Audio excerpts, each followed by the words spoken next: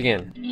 Okay, so basically we get the compass as usual, but instead we go back to the pumpkin, and the reason we want to go to the pumpkin is in order to get a pickaxe. Now, Jeckoson and I discovered a pickaxe buffering glitch, which allows you to use a pickaxe infinite amounts of times. Basically, when you swing a weapon like the hatchet or the pickaxe, it will buffer your swing.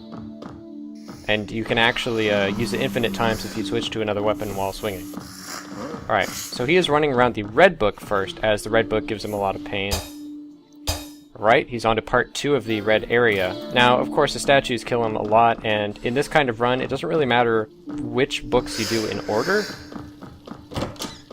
The main idea here is that jump down whenever you can, and if there is nowhere else to jump down, use the infinite pickaxe to dig downwards. He activated a statue, but he didn't get hurt. Now, what's really important about level 3 is that you dig directly on top of it, otherwise you're going to get destroyed by statues. He finds a spot directly on top of it and decides to dig down. Now, he has to of course pick up the orb before he touches the book. And onto green book. Now notice he hasn't done blue book yet. He's getting rid of all the hard books first. This is probably smarter than what I do. Already part at level 2, notice how he didn't use the pickaxe there because it allowed him to drop down. He did a quick survey of the area in this part 2 and decided, nope, nothing useful here, so he just digs down. He makes a big hug buddy with the green guy to the right of him.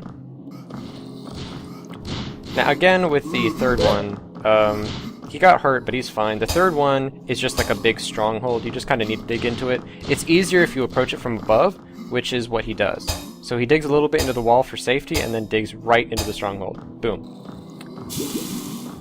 Okay, now he's got all 3. His health is pretty good. He decides to get a bite to eat just to make it to 4. Actually, he doesn't have all 3 orbs. I'm so used to that being all 3. So now he's doing blue, which at this point is basically relaxing. Part 2 of 3.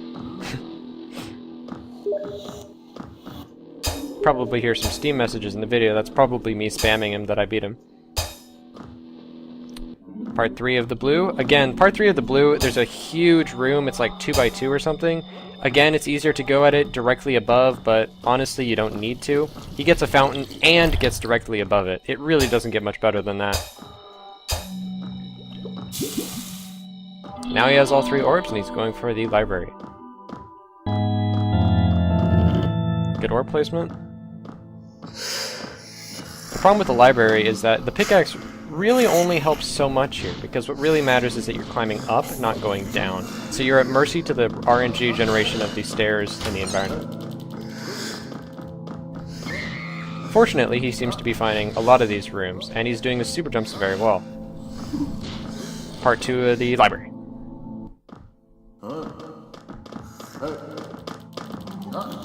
Now, he ran past a statue, but fortunately did not activate it. That would have been very painful.